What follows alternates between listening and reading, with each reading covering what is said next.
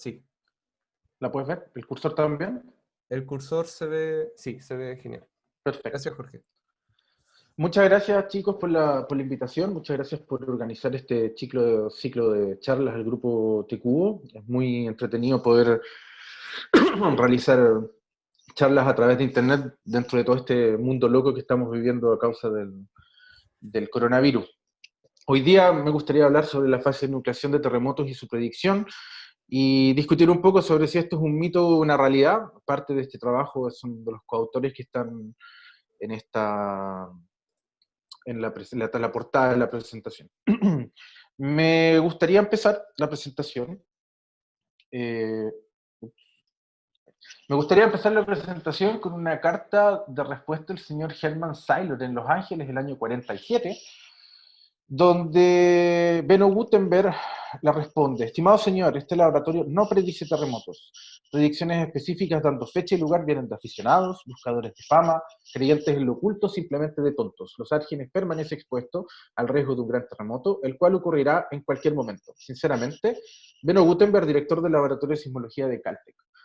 No estamos hablando de cualquier persona, estamos hablando de un sismólogo súper connotado que en la época, en el año 47, ya se sabía que los terremotos en ese momento no se podían predecir y que teníamos que estar todo el tiempo preparados. Y quizás un tema, durante estos últimos 60 años, la pregunta es, bueno, ¿cuánto hemos avanzado? ¿Cuánto hemos avanzado en el tema de entender cómo se prepara una zona para un terremoto? Y si los terremotos se pueden predecir o no. Y en este caso voy a tomar la presentación va a estar basada un poco sobre lo que son los experimentos de laboratorio y las observaciones. No voy a tocar o hablar sobre los modelos numéricos muy en fondo, que es otra comunidad, sino sería una presentación un poco larga. Así que hemos aprendido. Me gustaría hacer una analogía. Ustedes podrían tener una imagen con una resolución de 30 metros, como la que está detrás de este círculo gris en la izquierda, y en realidad lo que podemos ver, si nos centramos aquí, son pixelitos y todo lo demás está cubierto. No somos capaces realmente de poder ver esta imagen en detalle. O sea, en realidad tenemos una imagen de baja resolución, pensando en los años 60 y 70, que está muy focalizada, pero que podría darnos los primeros indicios de cómo funcionarían los terremotos. Y esto fue cómo, bueno, el año 66, Brace and Byerly publicaron un artículo donde describen que los terremotos podrían tener un comportamiento de stick slip. ¿Qué es lo que es este comportamiento de stick slip? Ustedes pueden imaginar el experimento de bloque deslizante rígido. Tienen un bloque que está conectado a un resorte, y este resorte está tirado por una fuerza que es constante. Si ustedes realizan este experimento, lo que se van a dar cuenta es que el bloque se va a ir moviendo a diferentes distancias, a diferentes tiempos, y que es bastante difícil poder describir que hay un real ciclo. ¿Cómo lograron o hicieron este experimento de bloque deslizante rígido? En laboratorio. Bueno, en laboratorio se tiene una máquina en la cual se toma una muestra, un sampling, una muestra de laboratorio, como la que pueden ver aquí. Una muestra generalmente son cilíndricas, en las cuales ustedes pueden tener una falla preestablecida, un corte en esta zona, y se le aplica una fuerza y una presión para medir qué es lo que pasa en términos de desplazamiento. Entonces acá en el eje X ustedes pueden ver el desplazamiento y en el eje Y pueden ver la fuerza aplicada. Y lo que podemos observar es que cuando empezamos a aplicar la fuerza, esto se carga hasta que un momento libera, se desplaza, se carga a través de la fuerza y hay un desplazamiento abrupto, otra vez una fuerza y un desplazamiento abrupto mucho más grande, otra vez un desplazamiento mucho más grande y después volvemos de forma circular, o sea, de forma cíclica un poco, pero con distintos tamaños de desplazamiento. Entonces lo interesante aquí es que ellos se dieron cuenta de esto pensando en la teoría que propuso Rey del año 1910, después del terremoto de San Francisco, el año 1906, donde él decía que al parecer la falla se cargaría durante muchos años hasta que en algún momento esa falla se libera la energía acumulada a través del terremoto. Y esto sería repetitivo a través del tiempo. Entonces estos experimentos de stick slip generaron una gran revolución porque al parecer podrían explicar de alguna forma cómo funcionarían estos terremotos. Y muchos autores siguieron esta vía de experimentación para poder explicar cómo funcionaban los terremotos. Pero hay un trabajo muy interesante el año 78 por Dieterich, donde realiza experimentos de stick slip, pero mide directamente la deformación. Este es un sampling que utilizó en el laboratorio. Las flechas indican dónde se está ejerciendo la presión y esta línea indicaría dónde se encontraría una falla. Y cada uno de estos números es un strain gauge, o sea que estamos midiendo directamente cuál es la deformación que se produce en este ejemplo, mientras nosotros vamos haciendo el experimento de laboratorio. Y lo que encontraron es que, por ejemplo, los números indican la localización, y acá tenemos el número 5, 7, 9, 11, 13, 15, 5, 7, 9, 11, 13, 15, de que en el número 5, al parecer, hay un terremoto de laboratorio en esta zona, que está aquí. Pero cuando empiezan a mirar qué ocurre la señal a nivel del strain gauge número 15, observan un pequeño pulso que al parecer es muy lento y que además migra hacia la zona donde ocurriría el terremoto. Entonces, al parecer, hay un desplazamiento que es muy lento, que se propaga y sería quizás responsable del disparo de estos terremotos en los laboratorios. Súper interesante y promisorio para entender cómo se nuclearían los terremotos, pero las críticas nunca tardan en llegar. Los experimentos de laboratorio no representan fielmente la realidad, fue una de las primeras críticas, porque no se conocen realmente las presiones de confinamiento de la falla en el mundo real, no conocían en ese tiempo muy bien quizás el material con los cuales se estaban utilizando para hacer los experimentos de laboratorio, entonces hubo mucha crítica respecto a los experimentos de laboratorio. Y además, cada vez que observábamos la naturaleza, con los pocos datos que se había en esa época, no siempre se observaban señales precursoras antes del terremoto, o foreshocks. Así que tuvieron que pasar alrededor de entre 20 años y nos moveríamos a lo que son los años 90. Esto siempre pasa en ciencia, hay un hot topic durante un periodo de tiempo que después decrece y vuelve después de 10, 15, 20 años en que la gente vuelve de nuevo a estudiar las cosas que estaban en el pasado. ¿Y por qué es interesante los años 90? Porque durante los 70 y los 80 se incrementó de forma importante el número de estaciones sismológicas a nivel mundial y de redes, lo cual ayudó a captar mejores datos para poder estudiar qué es lo que pasaba con los terremotos. Y esto también llevó a un incremento en la capacidad computacional, los computadores llegaron para quedarse, sobre todo durante los años 90, lo que permitía hacer mejores modelaciones numéricas y análisis de datos. Entonces, ya no tenemos una imagen de resolución, volviendo a la analogía, con 30 metros, tenemos un poquito mejor de resolución, digamos 20 metros, está menos pixelada, pero seguimos focalizados en un pequeño parte de la imagen, no somos capaces de ver la imagen completa. La pregunta en este caso es, ¿qué pasa ahora si tenemos mucho más datos y incrementamos el número de estaciones? ¿Qué podemos aprender de todos estos datos? Y bueno, ONACA el año 92 fue uno de los primeros en mostrar un modelo conceptual a través de modelos numéricos, experimentos de laboratorio y observaciones que describirían cómo se nuclearían los terremotos. Y él propone dos modelos. Vía que habría un deslizamiento lento antes de la ruptura, que sería el responsable de gatillar el evento principal, o por otro lado, habría una cadena de precursores que migran hacia la zona del evento principal y sería esta transferencia de esfuerzos la responsable de disparar los terremotos. Pero además, 3 años después, Ellsworth y Verosa fueron promisorios en términos de estudiar 30 terremotos con diferentes magnitudes, entre 2,6 y 8,1, y encontraron que existía una pequeña fase de nucleación segundos antes de que el terremoto ocurriera. Y lo que se dieron cuenta es que, ploteando, lo que pueden ver acá a la izquierda, el tiempo antes de la iniciación, que en este caso son segundos, y la aceleración de momento, que está en el eje Y, todos los terremotos al parecer tendrían una forma de iniciación muy lenta y que abruptamente se acelerarían y producirían toda la liberación de energía acumulada que observamos durante los grandes terremotos. Entonces, durante este periodo lo que se puede observar es que hay un momento sísmico que se libera muy lentamente, pero que además es errático, que incluso a veces desacelera, a veces negativo, lo que indicaría que la ruptura al inicio es de una forma muy irregular. Pero un año después, el mismo grupo, pero en este caso un artículo publicado por Dodge, el año 96, analizó 6 secuencias de precursores en California con magnitudes 4.7 y 7.3. En esta imagen ustedes pueden ver el estado de California, en Estados Unidos, y las secuencias de precursores en los mapas que ellos estudiaron, pero observen que los triángulos son el número de estaciones que ellos contaban para poder hacer los estudios de los foreshocks. ¿Y qué es lo que encontraron? Volviendo a lo que había propuesto UNACA en el año 92, habría un evento que fue gatillado por un modelo de cascada. Este modelo de cascada es el modelo que se conoce donde tenemos un foreshock o precursor 1 que gatillaría el 2, el 3, el 4, el 5, el 6, hasta que se gatilla el evento principal. Pero habría 5 eventos que no corresponderían a este modelo de cascada, sino que correspondería a un modelo de spread slip. Eso significa que habría un evento lento que estaría gatillando cada uno de estos precursores. Como dijimos anteriormente, después de los años 90 tuvieron que pasar quizás 10 años de nuevo para poder venir de nuevo a esta discusión. Y hay un paper muy interesante de Buchon en el año 2011, donde estudia el terremoto de İzmit en Turquía y que propone que habría sido gatillado por un evento lento. En este caso, a la izquierda, ustedes pueden ver un sismograma del terremoto, de una secuencia de precursores 20 minutos antes del evento principal, y cada uno de estos números indicaría un evento precursor. ¿Qué es lo que hicieron ellos? Bueno, alinearon todos los precursores a la llegada de la onda P, como pueden ver aquí, y más o menos casi todos los eventos, la onda S está alineada, son de magnitudes más o menos similares al parecer. Y cuando observamos directamente algunos de los datos, podemos ver, por ejemplo, que el 1 y el 2 tienen una forma de onda muy similar. Entonces, ¿qué es lo que hicieron?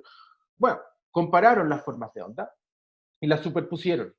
Y en este caso, lo que encontraron fue que estos eventos, al parecer, serían lo que hoy día conocemos como eventos repetitivos. Los eventos repetitivos fueron descubiertos en los años 90 en California por John Vidal y los grupos de estudios en California, en la falla de San Andreas. Y son eventos que, al parecer, lo querían. Como tienen la misma forma de onda, eso significaría que ustedes tienen una aspereza que está rompiendo de forma repetitiva. Una parte de la falla que se está moviendo de forma repetitiva. Y es interpretado como que hay un evento lento. Un evento, un slow slip que está ocurriendo alrededor o en las zonas cercanas a estas perezas. ¿Y qué es lo que hicieron ellos para ver más o menos si podría también ser un evento repetitivo o no? Es que cuando compararon, hicieron una cross correlación y compararon el tiempo que separaba estos dos, o el tiempo que se necesitaba para poder ajustar la onda, y lo que ellos se dieron cuenta fue que la separación en tiempo y en distancia era muy corta, y la distancia era aproximadamente 9 metros, lo que indicaría que la señal estaría viniendo más o menos de la misma región, y esto se observa en casi todas las secuencias de foreshock antes del terremoto de İzmit. Lo que indicaría que habría una gran zona que desliza lentamente y que sería la responsable de gatillar la mayoría de eventos foreshocks que ocurren 20 minutos antes de la ruptura, pero los 2 minutos antes que preceden la ruptura de İzmit no se sabe si podría ser producto de un modelo de cascada, un producto de un modelo pre-slip o deslizamiento lento, porque no habría resolución. Pero ellos proponen que el motor que generaría el proceso del evento principal sería un evento lento. Pero ok, mucha sismología. Veamos también si existen otras ramas de las ciencias de la Tierra que nos podrían ayudar a explicar o aumentar un poquito mejor aumentar la resolución de lo que nosotros estamos observando. Y en este caso pasamos a lo que es la geodesia espacial.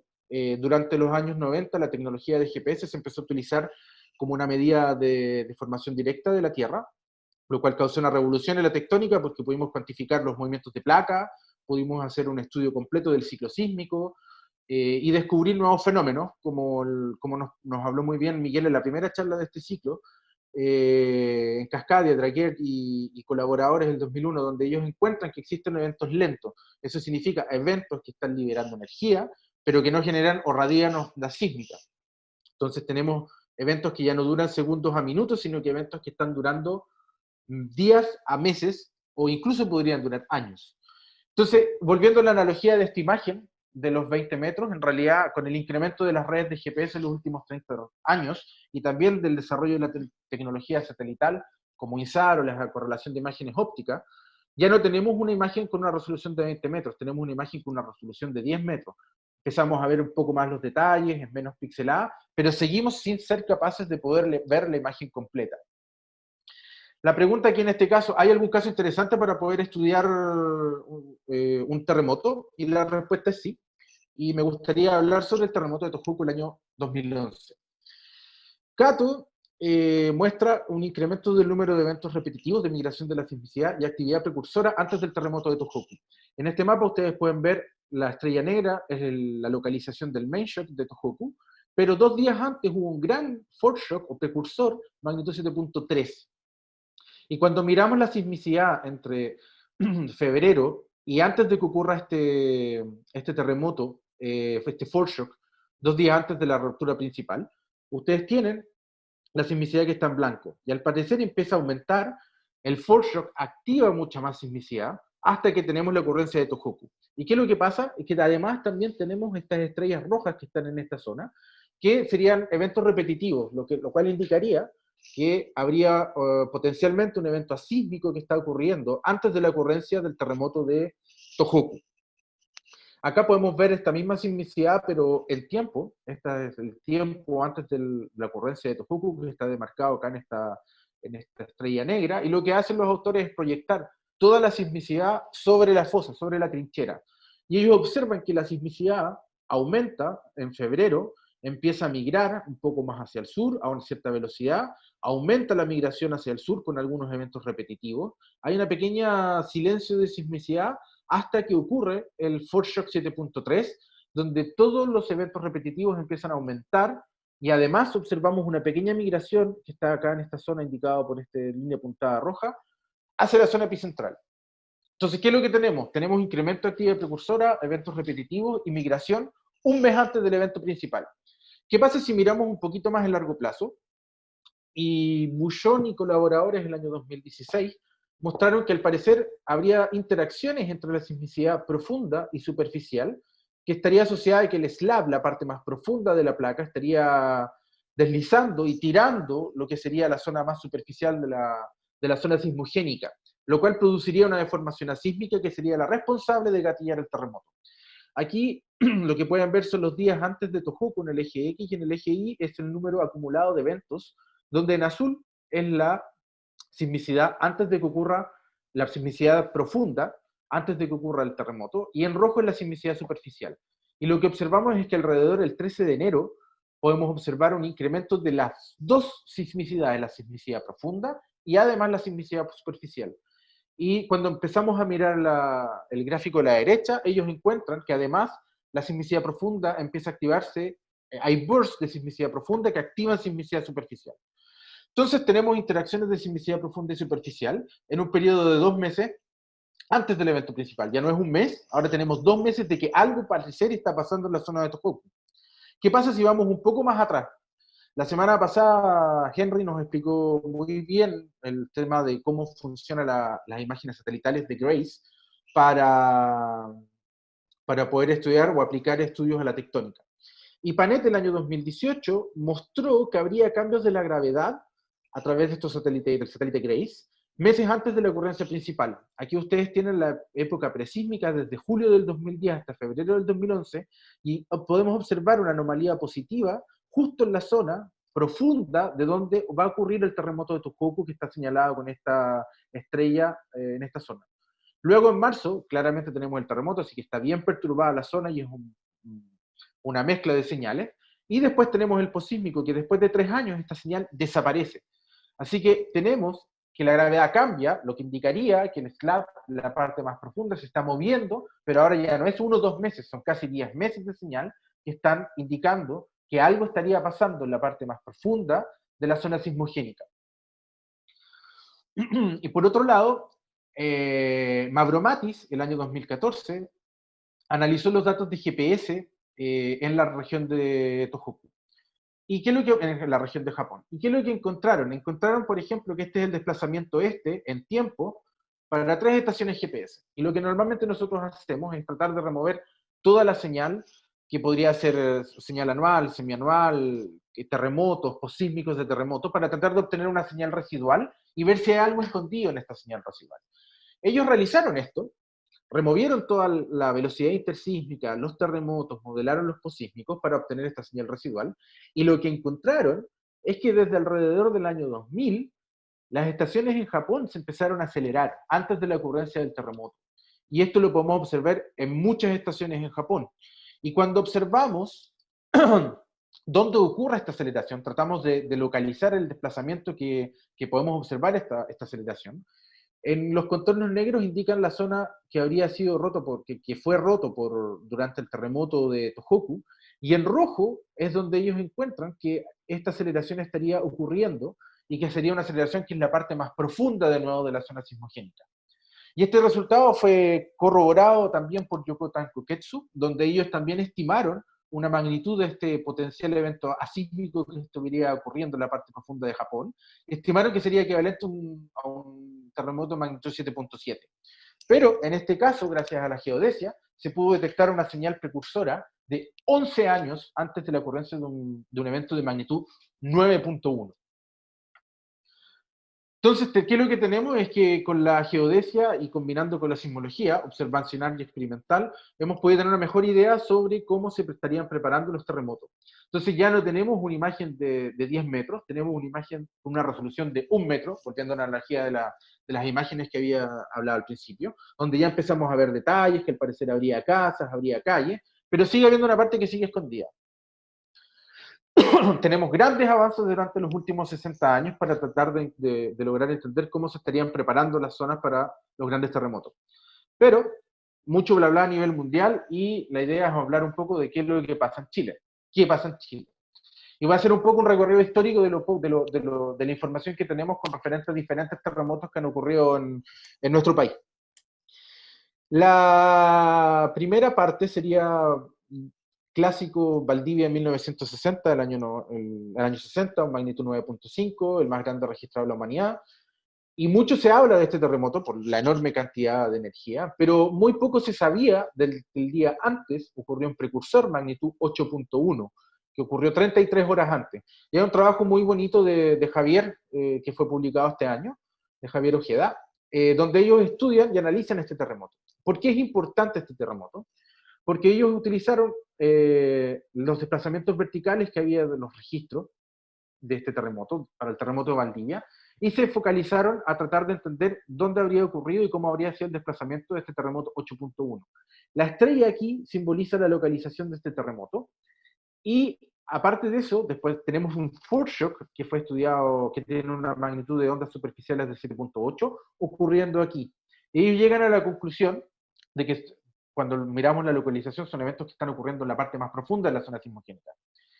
Y es interesante porque, bueno, también Canamori y Cipar en el año 74, ellos estudiaron este evento 7.8 antes de la ocurrencia del terremoto de Valdivia, que ocurre 15 minutos antes del evento principal, ocupando un sismógrafo de Strain en Pasadena, en California, y lo estudiaron bien y pudieron estimar la magnitud. ¿Por qué estos dos terremotos son importantes? Porque cuando miramos la localización de Valdivia, que está en esta zona roja, indicada por la estrella roja, ellos están en la zona más profunda, justo en la zona, en el mismo rango de latitud donde ocurriría el evento principal. Entonces lo que podríamos decir que estos eventos precursores rompieron la fuerte más profunda de la zona de Valdivia y podrían haber sido los responsables del gatillo del gigante de 1960. Con la poca información de datos que tenemos, no tenemos la calidad de datos que podemos tener hoy en día, claramente. Pero es una buena teoría en explicar esta fase precursora para el terremoto de Valdivia.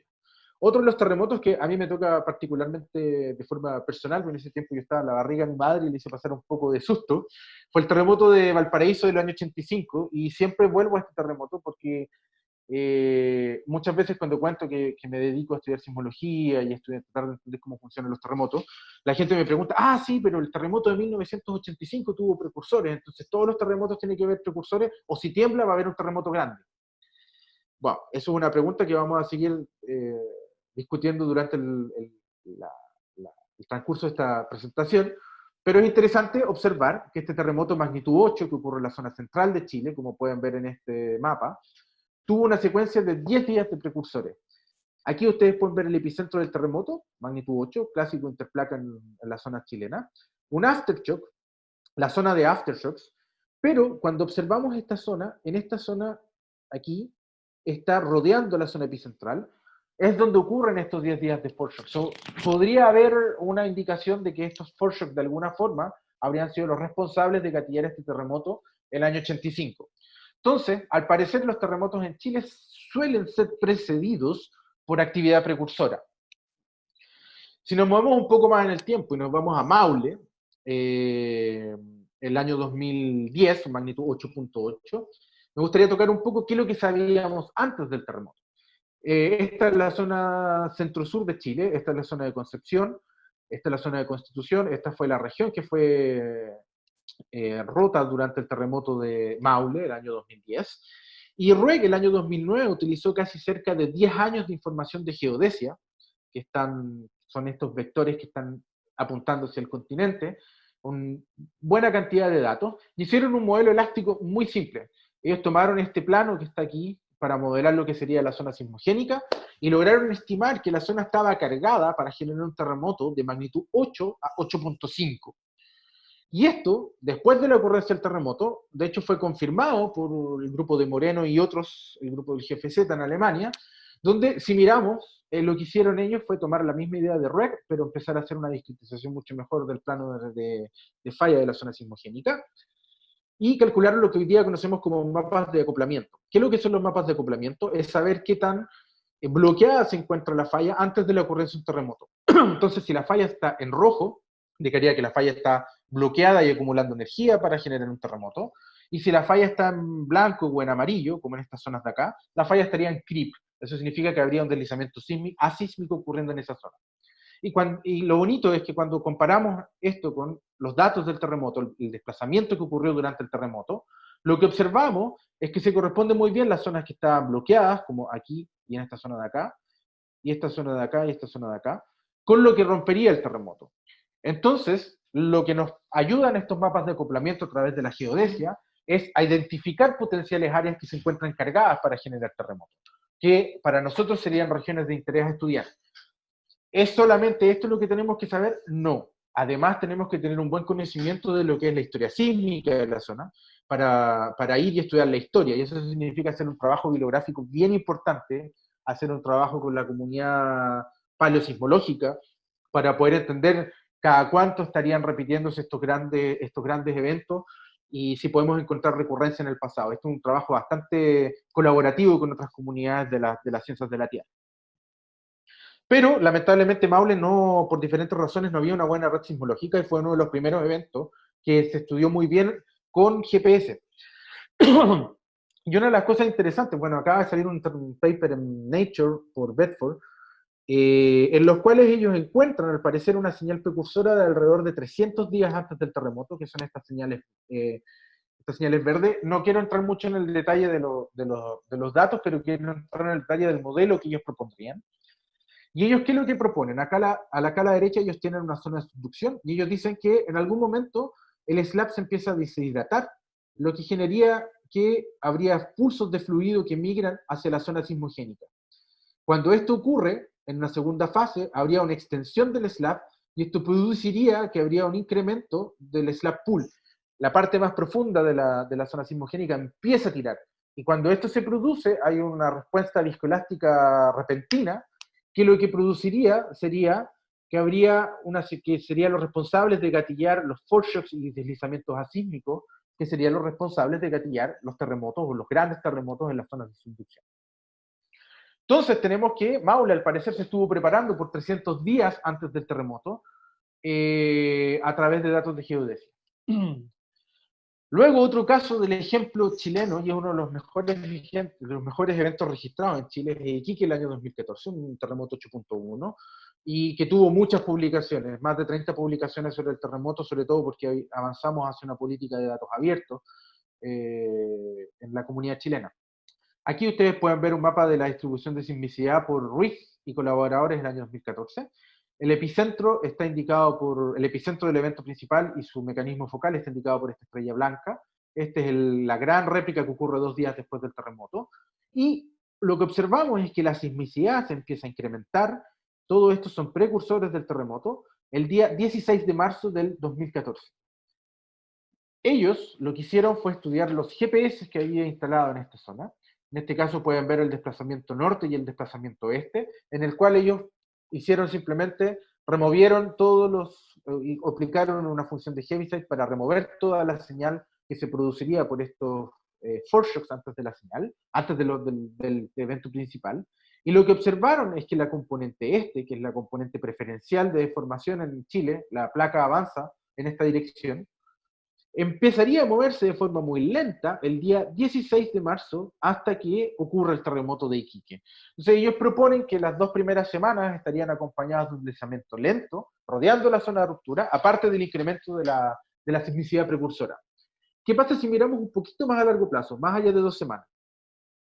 Kato, nuevamente, el mismo que estábamos estudiando el caso de Japón, pero en este caso estudió el caso chileno, observó que había un aumento de la sismicidad repetitiva. En este caso, ustedes pueden ver nuevamente la sismicidad proyectada sobre la trinchera la estrella negra indica la localización del terremoto del epicentro del terremoto de Iquique, y ellos observan que a partir de enero habría unos eventos repetitivos ocurriendo en la zona sur, que de alguna forma migrarían hacia la zona norte, y en algún momento esto se dispara en términos de actividad precursora, habiendo mucha actividad de sismicidad de eventos repetitivos en la zona. Acá podemos tener un zoom y que también habría migraciones hacia lo que sería la zona epicentral. Entonces, también mirando en estos 2 meses antes de que ocurra la ruptura de Iquique, o 2 meses y medio, Buchón el año 2016, tal como él observó también en Tohoku que habría sincronización de eventos profundos y superficiales, él hizo lo mismo pero antes del terremoto de Iquique. Y lo que podrían ver aquí, en este mapa de acá, me voy a centrar en la localización de estos eventos, es que todo comenzó al inicio de enero, en esta zona profunda, que habría gatillado eventos en la zona superficial aquí.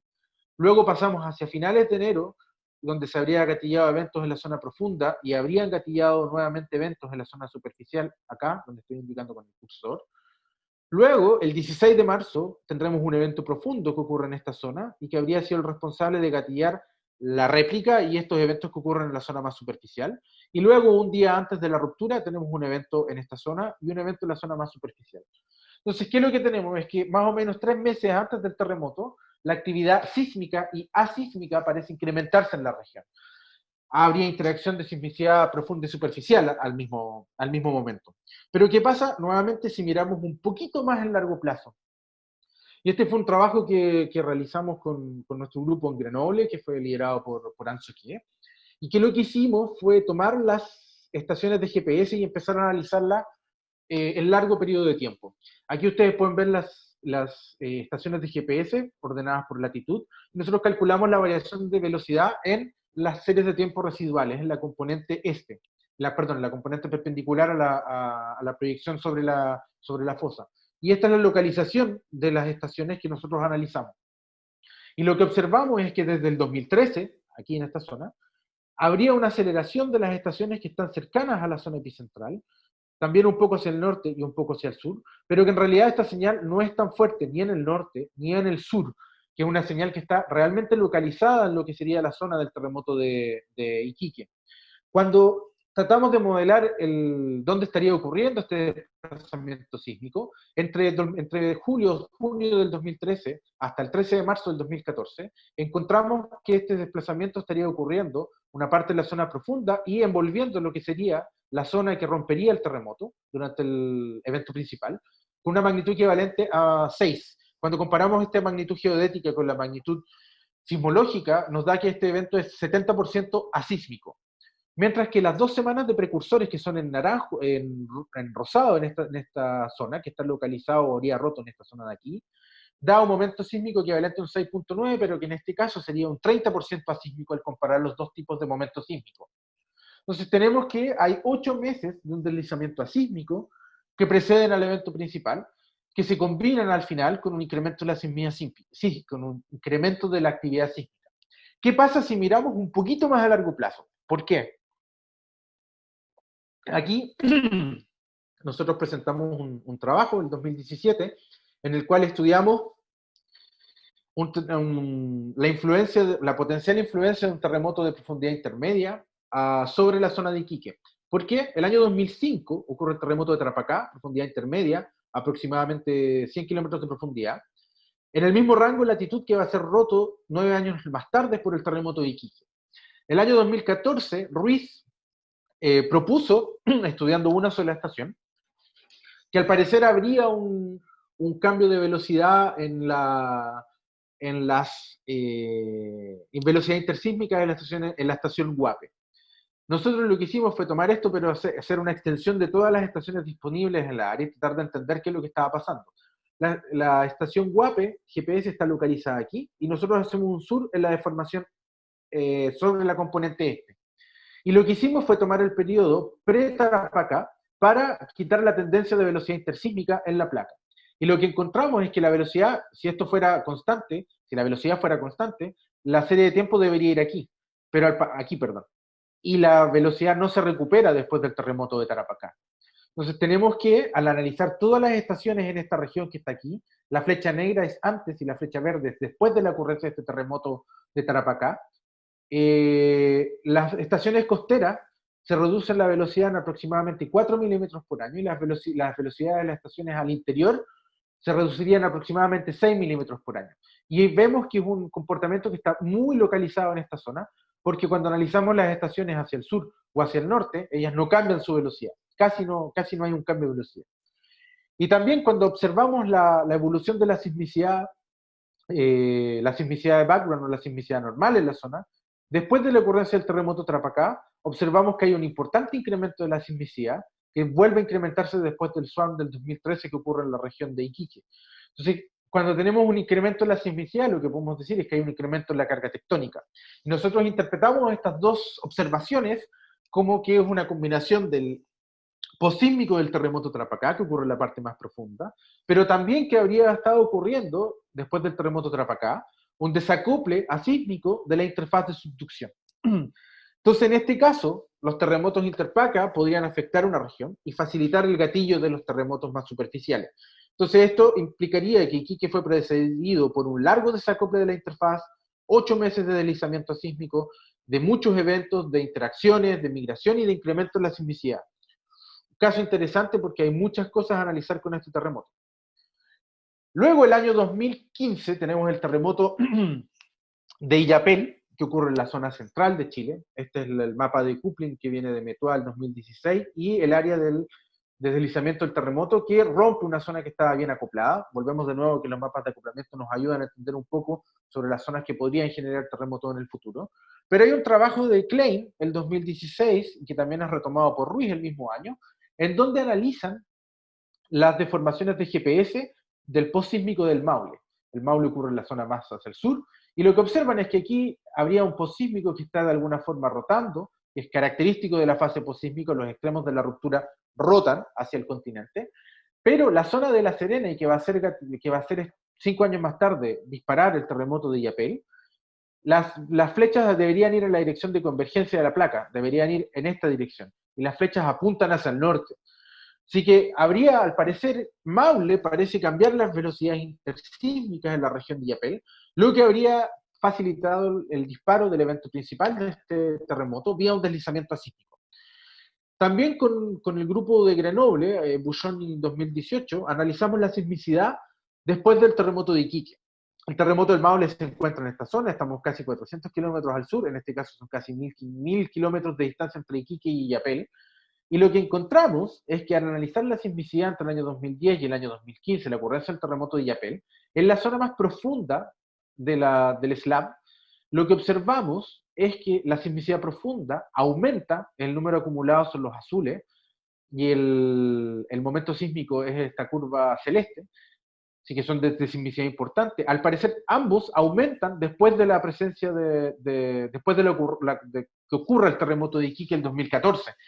Entonces, lo que nosotros proponemos es que Iquique parece aumentar la sismicidad profunda en la zona de Illapel, a través de que, al parecer, el SLAP sería capaz de deformar largas distancias vía deslizamiento sísmico. Así que también, parecer, terremotos a largas distancias dentro de una misma placa podrían interactuar y gatillar sismicidad responsable de triggering de terremotos.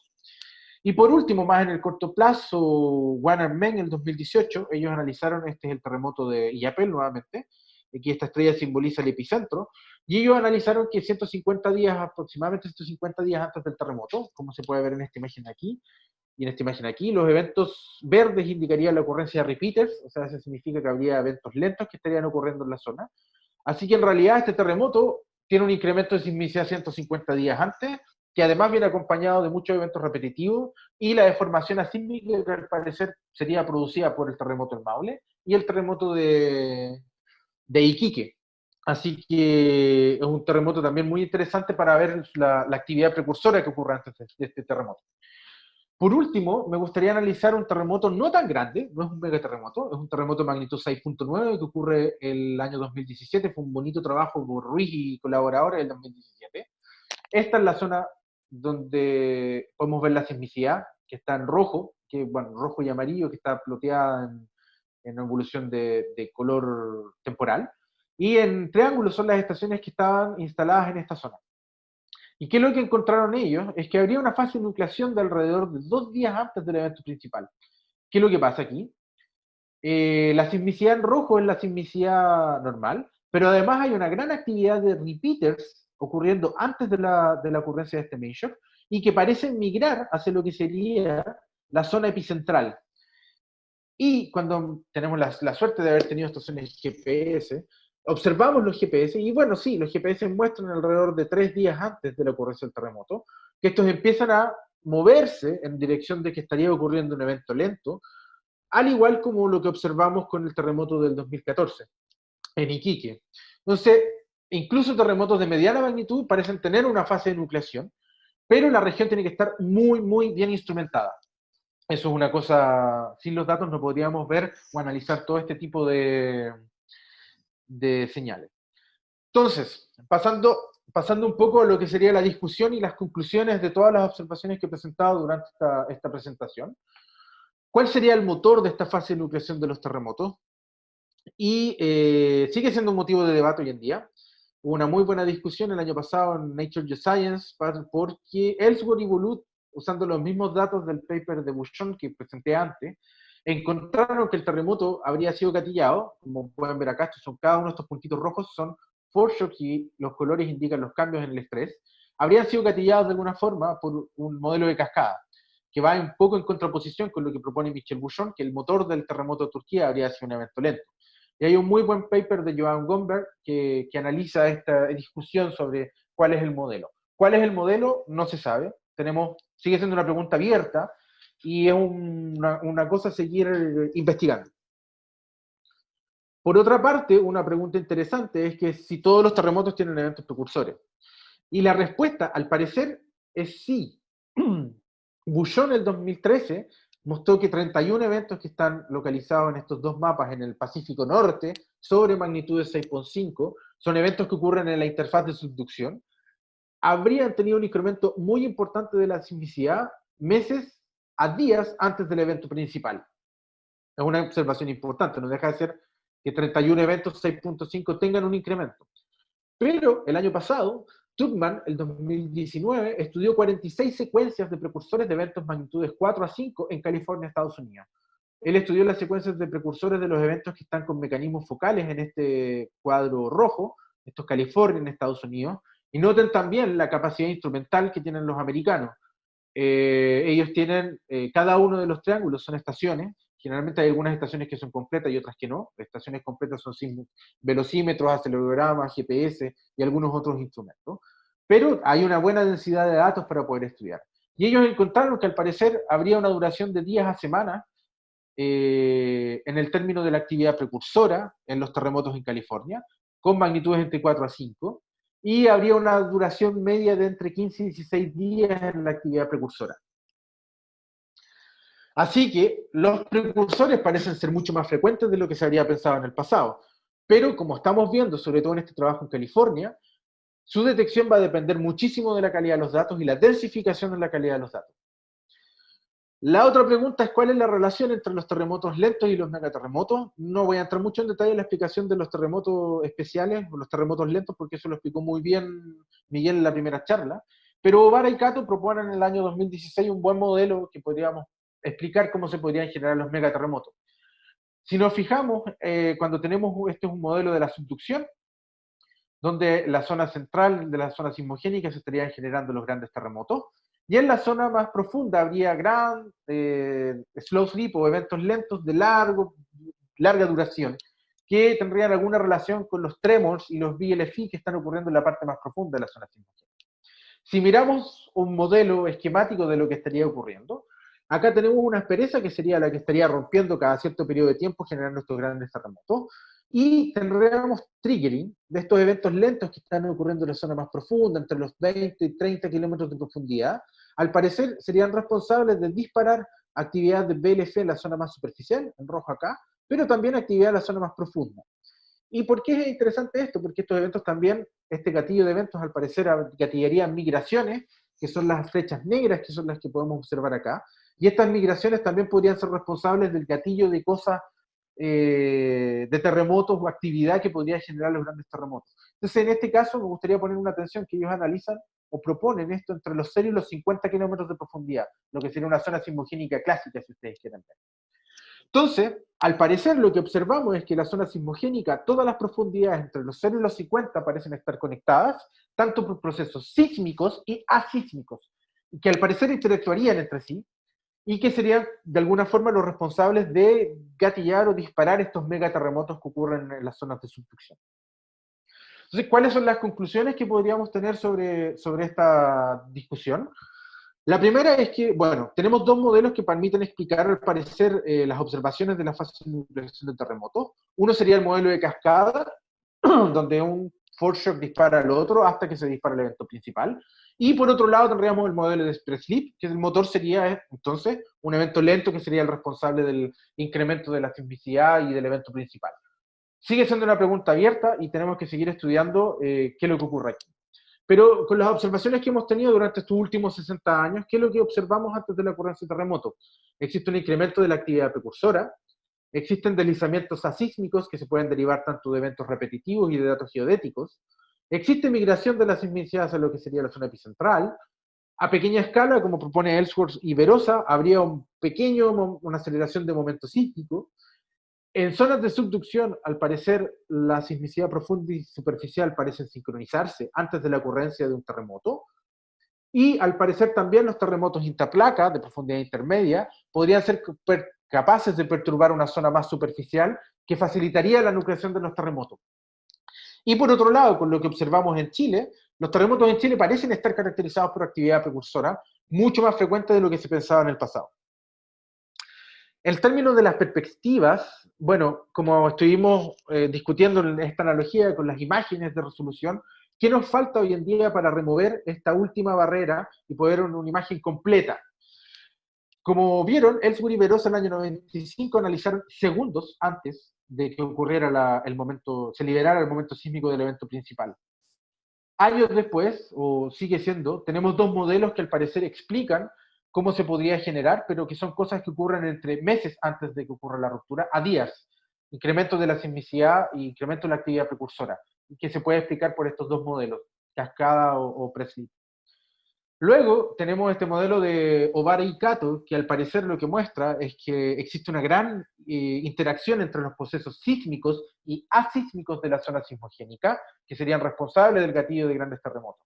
Pero yo creo que para remover la última barrera, tenemos que un poco recorrer a lo que propone Buchon, Panetti y Bedford, que hay que mirar esto en mucho más larga escala, porque al parecer el slab, que es mucho más profundo de lo que ocurre a 50 kilómetros como propone Obara y Kato, tendría una influencia en lo que sería el gatillo de grandes terremotos, como una gran zona se está preparando a la escala de días, años, antes de generar un terremoto de magnitud importante. 11 años, por ejemplo, lo que pasaría en Japón, o 8 meses a 9 años lo que pasaría en Chile. Hay que poner mucho ojo de lo que está ocurriendo en la zona mucho más profunda. Yo creo que eso nos permitiría remover y tener una imagen completa a una buena resolución de todo el proceso de preparación de un terremoto. Así que en este caso, la unión hace la fuerza. Necesitamos integrar todas las comunidades existentes, sismología, geodesia, paleosismología, experimentos de laboratorio, que nos van a permitir tener una mejor comprensión y a poder avanzar un poco más hacia entender cómo se nuclearían estos terremotos. Por otro lado, lo que podemos observar, y quizás un comentario en el término de los datos, esta es la red de GPS en Japón y esta es la red de GPS en Cascada, que son dos regiones que están bien estudiadas en términos de eventos asísmicos. Y esta es la región de California, y estas son las redes en Nueva Zelanda. Tenemos zonas muy bien instrumentadas. La pregunta es, ¿y en Chile qué pasa? Desde el 2010 que el Centro Sismológico Nacional se ha hecho cargo de incrementar el número de estaciones, pero para captar los detalles al nivel de lo que se observa en las redes que mostré en la imagen anterior, esta es la red de GPS en rojo y esta en amarillo es la red de sismómetro. Si queremos tener mucho mejor resolución de lo que está pasando a nivel de slab o a nivel de fase precursora de los terremotos, necesitamos desinficar, porque lamentablemente, como pueden observar en esta zona aquí, o en esta zona aquí, o en esta zona acá, los terremotos suelen ocurrir, y eso es una mala suerte, en zonas que tenemos problemas de instrumentación. Lo mismo en el tema de los sismómetros, acá o acá. Así que también esas son zonas en las cuales nosotros tenemos que poner atención en el término de mejor instrumentación. Claramente estoy hablando desde la perspectiva científica porque la red del Centro Sismológico Nacional en este momento está enfocada a entregar detección de localización de epicentral y en eso la red funciona y funciona bien, pero si queremos ver el término de tener mejor resolución o mejores datos para estudiar cosas en detalle, necesitamos tener mejor instrumentación o mejores redes para poder hacer eso. Así que si volvemos a la carta de Benno Gutenberg al principio, que es una discusión que ya han pasado casi 80 años, la respuesta es que existe una fase de nucleación, o esta es mi interpretación, que existe una fase de nucleación no significa que seamos capaces de predecir los terremotos, por ahora, pero ayuda a una comprensión física del fenómeno, de cómo se estaría preparando una zona, cómo se estaría generando, cuáles son los fenómenos físicos que están dominando antes de la ocurrencia de un main shock.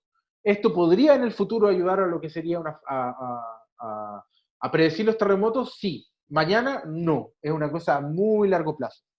Así que la conclusión en este caso es que los terremotos no se pueden predecir, pero dejo quizás abierta la señal a que por ahora, porque, bueno, hay muchas cosas, la cantidad de datos que estamos teniendo hoy en día, la utilización de Machine Learning, podrían ayudarnos en un futuro a poder, quizás en un futuro, poder predecir los terremotos, pero hoy en día no somos capaces de poder hacer. Así que muchas gracias por su atención y abrimos la parte de preguntas. Hola Jorge, muchas gracias por tu presentación, la verdad, fascinante. Yo creo que toda la audiencia, los casi 40 participantes que están ahora en vivo, te agradecen realmente. Tenemos un par de preguntas, bueno, en realidad ¿Sí? tenemos varias preguntas, lo siento. Sí, dale. Francisco Delgado tiene 3 preguntas. Uh, La primera es, ¿qué es lo que inicia la nucleación del slow sleep o de los foreshocks precursores antes de una ruptura? eh, yo creo que es una pregunta abierta. Hay mucha gente que piensa que son los fluidos los responsables de,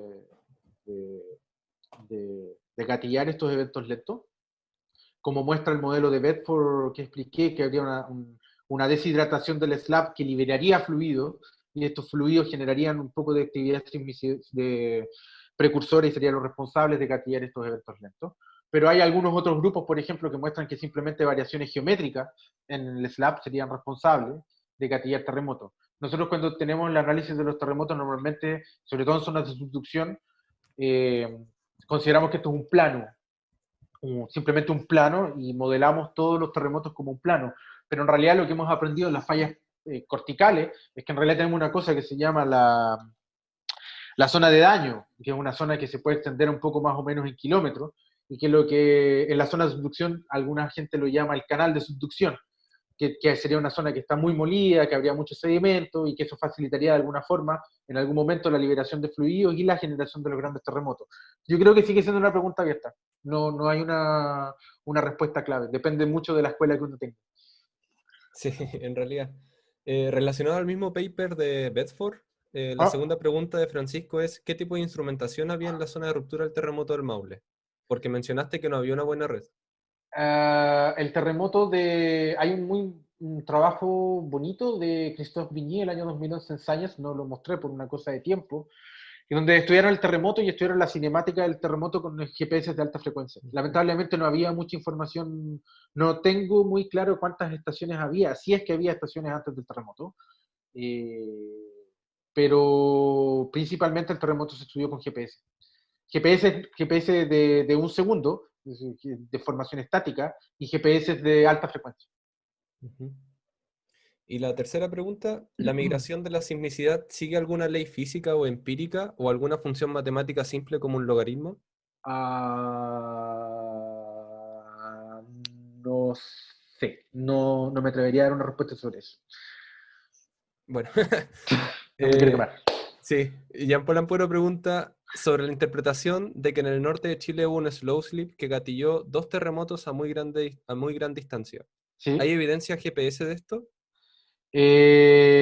La evidencia de Maule está en los GPS. La evidencia perdón, que Maule haya cambiado lo que pasa en Illapel, sí, hay una evidencia. El tema de Iquique estamos observando, todavía estamos mirando los datos para poder ver si habría alguna información, porque lamentablemente la zona de Copiapó no está bien instrumentada, entonces si habría alguna especie de migración rápida o alguna especie de deformación asísmica que se propaga, habría un gap. Entonces, pero seguimos mirando los datos, estamos en eso. Sí, porque dentro de lo mismo, Jean-Paul menciona que esa secuencia es consistente con una velocidad de migración típica de slow sleep de aproximadamente 10 kilómetros por día o es mucho más lento. No, yo creo que podría ser un poco más lento. Yo creo porque estamos hablando de kilómetros, de muchos, muchos kilómetros. Entonces, no, seguimos analizando los datos. Cuando termine de analizar los datos, le puedo escribir un email a Jean Paul, a Pablo, para responder esa pregunta. Mira, Raúl menciona que habían instrumentos, pero no funcionaban el 27F, Ah, en relación muchas al gracias, anterior. Raúl, por el comentario. Sí. Natalia Díaz, bueno, menciona que te agradece por tu presentación De nada. y pregunta, además de los trabajos que estudian la actividad precursora en zonas localizadas, ¿sabes de algún metaestudio que analice o haga estadísticas sobre la presencia de actividad precursora y transiente en forma global? No sé si logré entender la pregunta, si se refiere a que, por ejemplo, que terremotos podrían gatillar cosas a mucha más larga distancia o O que si haya es que trabajos o que haya trabajos que estén hablando de todos estos papers que yo hablé como una especie de review. No, no, no, quizás no. sea el tema de larga distancia, la importancia de esos modelos. Recuerdo haber visto una presentación de Ross Stein, que en la época trabajaba en el USGS, y si no me equivoco, y también lo discutimos con Michel Bouchon en Grenoble muchas veces porque me mostró los datos, hay cosas que pasan que son interesantes pero que no tenemos una explicación. Por ejemplo, el terremoto de Sumatra, al parecer habría gatillado un incremento de actividad importantísima en la zona de Turquía, la falla nonatoriana. Y es una cosa que no se puede explicar, y Rosenstein también mostraba lo mismo, que había algunas estaciones que se habrían activado, eh, y que no serían solamente el disparo a través del triggering por el paso de las ondas superficiales, al parecer sería otro fenómeno. Pero sigue siendo una pregunta abierta, yo creo, hoy en día. No hay un estudio realmente que muestre hoy en día cosas a largas distancias de forma seria, de forma seria, porque muchas veces nos encontramos con muchos charlatán dando vuelta por ahí, pero no habría una cosa con respuesta seria. O sea, tenemos observaciones, pero que no somos capaces de explicar a través de un modelo. Hay observaciones de que a larga distancia grandes terremotos serían capaces de perturbar. Sabemos que los terremotos, por ejemplo, el terremoto del Maule disparó trémols en México, pero eso fue a través de las ondas superficiales. El problema de que las observaciones tienen que de alguna forma ajustarse a lo que son los modelos físicos, y en este caso son observaciones que son muy difíciles de poder tener un modelo físico para poder entender cómo se generarían estos disparos a largas distancias. Gracias, Jorge. Jesús Peña pregunta, dado que los terremotos pueden ser gatillados por deslizamientos asísmicos episódicos, ¿no ¿Mm? deberíamos ver que la deformación intersísmica se produjera también de forma episódica? ¿Sabes si hay observaciones que muestren algo así? Que la deforma. Bueno, una de las cosas que yo creo que hoy en día ya estamos llegando a converger a una idea es que sí, yo estoy de acuerdo que la deformación intersísmica también ocurre por burst, por pequeña colección de datos, porque, o sea, eh, burst de sismicidad o burst de creep, si quieren, que en realidad muchas veces se pensaba que el clip era una cosa que en realidad estaba constante, o sea, que era una falla que deslizaba muy lentamente de forma constante, pero lo que estamos viendo en California, hay unos trabajos de William Frank con Romain Jolivet, hay un trabajo de William Frank con Emily Brodsky también, que hay un buen comentario de Roland Borgman el año pasado en EPSL, un review, hay un trabajo de Sylvain Michel, sí, también sobre este tema. Yo creo que el creep en steady state, yo creo que hoy en día no existe. Yo creo que lo que uno tiene al final son bursts de slow sleep durante el intersísmico, o sea, que se mueve, que se bloquea, que se mueve, que se bloquea, y tenemos zonas que se mueven más, que por eso los mapas de coupling nos muestran que están menos bloqueados, pero que se rompe, mueve, rompe, mueve, rompe, mueve, y que esto viene acompañado de sismicidad de sismicidad especial, acompañado de tremor, de BLF, de repeaters. Pero sí, yo creo que estos trabajos empiezan a mostrar que esta idea de que el steady state en términos de creep existe, no, yo creo que no, yo creo que no existe. Y el intersísmico es variable en tiempo. Gracias, Jorge.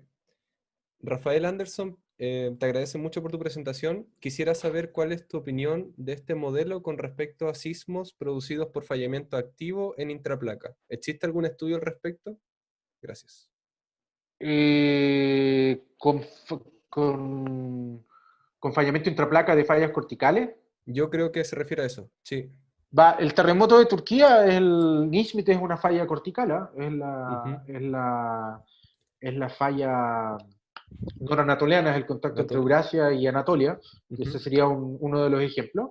Y bueno, en California, en la falla de San Andreas, esta secuencia de precursores que discute Truckman en el año 2019, es una falla, son fallas corticales.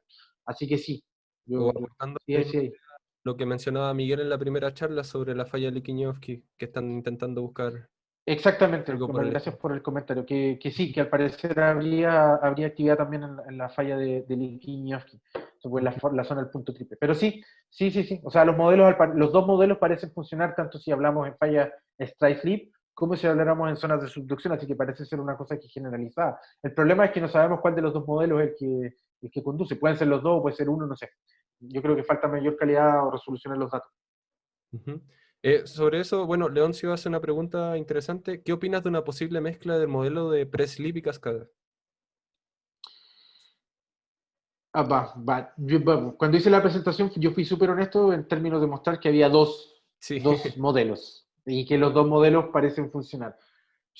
Mi opinión personal, yo, Jorge Jara, yo creo que el motor de la fase de nucleación es un evento lento y que Ujú. el evento lento podría ser el responsable de gatillar el modelo de cascada al final, pero tú tendrías una zona muy grande, que hablamos de kilómetros, 200, 300 kilómetros, que pueda estar deslizando súper, súper lento, y que eso sería capaz de cambiar los estreses y que podría, mientras esa zona está deslizando, generar una secuencia de cascada. Entonces, si me preguntas a mí, yo creo que el motor de la fase de nucleación de los terremotos sería el modelo de Preslip, pero, pero no sabemos hoy en día.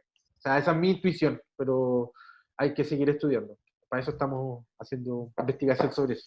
Gracias por la honestidad, Jorge. Vamos a hacer las últimas dos preguntas. ¿Sí? Primero, Juan Carlos Báez ¿Mm? menciona, las hipótesis respecto a los precursores en Chile se basan principalmente en la subducción respecto a la cinemática de América del Sur. ¿Cuál crees tú que es la contribución de Nazca que generalmente la consideran como constante? Ah, bueno, yo creo que hay dos cosas a hacer. Yo creo que sí puede haber una contribución de Nazca porque claramente la falla no se puede estar moviendo. No creo que todas las fallas. Tenemos algunas velocidades que están en algunas islas que podemos tener alguna señal. Yo no sé, no sé realmente cuál puede ser. Yo creo que hay variaciones en la velocidad de convergencia, pero, pero ¿cuál sería la influencia? La verdad, puede que haya cosas. Cuando observamos la sismicidad en Chile, hay mucha sismicidad en el outer rise. Y eso también tiene que ver, esa deformación no es solamente por lo que ocurre en la subducción, algo tiene que estar empujando al otro lado. Así que yo creo que hay variabilidad norte-sur, pero el problema es que necesitamos datos y habría que hacer instalación de datos submarinos. Y en este momento, yo sé que hay algunos estudios que están en alguna parte estudiando datos, pero sí podría haber alguna influencia. Yo estoy de acuerdo que sí. Lamentablemente no tenemos los datos para poder estudiar. Gracias, Jorge. Y para ir cerrando, hay una pregunta de Daniel Mata que es, en tu opinión, ¿qué dirección debería tomarse para intentar predecir sismos? ¿Mejor comprensión del proceso de nucleación en sí mismo? ¿Mejor comprensión de los procesos que influyen directamente en la nucleación? ¿Migración de fluidos? ¿Caracterización de señales de precursores? Yo voy a ser súper honesto, y esto nuevamente es mi opinión. Yo no estoy de acuerdo con hacer todos los esfuerzos para hacer predicción de terremotos como predicción. Yo creo que es una información que hoy en día hace poner todos los esfuerzos hacia allá, yo creo que puede ser un error. Yo entiendo que hay gente que lo quiere hacer, y bien, yo lo respeto. A mí lo que me interesa es tratar de generar un conocimiento en términos de cómo funcionan los terremotos y cómo funciona la dinámica de un terremoto. que al parecer todo este main shock no estaría realmente generándose en el main shock o segundos antes, sino que sea un proceso mucho más largo. Y tratar de entender eso yo creo que requiere uno, el comentario que hacía sobre el trabajo multidisciplinario. O sea, necesitamos geodesia para poder entender la información, necesitamos sismología para entender la sismicidad, necesitamos combinar los dos para poder tener eh, un modelo completo. Pero si tenemos que hay fluidos, si tenemos que hay variaciones que habría fluidos, que habría variaciones geométricas, necesitamos a los sismólogos, a la sísmica marina para poder tener mejores definiciones de los planos de subducción, necesitamos a los paleosismólogos para poder estudiar bien y tener súper claro la historia sísmica, porque un mapa de coupling sin historia sísmica, para mí es casi nulo. Si uno no entiende y hace un buen estudio de saber cuáles fueron los terremotos en el pasado, la comunidad tsunami, como nos explicaba muy bien la semana pasada, ay, yo se me olvidó el nombre, ¿Perdón? la charla de tsunami de la semana Marco pasada, Cisterna, ¿o no? perdón, del estudiante de Ah, Matías Marco, Carvajal. Matías, la charla de Matías, donde los tsunamis también la combinación de paleosismología y tsunami nos permiten entender los terremotos en el pasado. Esto, implica que hoy en día la información que tenemos, recuerden que la sismología es una ciencia joven, ¿eh? Tienen 60, 80 años, ¿eh? Y tenemos muy poquita información, necesitamos mucha más información para poder realmente ir en alguna dirección. Yo creo que hoy día la dirección es trabajar en conjunto, ver lo que podemos aprender de los ensayos de laboratorio y ver si lo mismo que se ve en el laboratorio lo podemos ver en los datos, o sea, algunos fenómenos que se observan en los datos seamos capaces de reproducirlos en el laboratorio, para poder estudiar un poco las presiones. Yo creo que hay un trabajo súper importante en términos de trabajo multidisciplinario, y yo creo que hacia allá tenemos que ir avanzando en el sentido de si alguien quiere predecir terremotos. Muchas gracias, Jorge.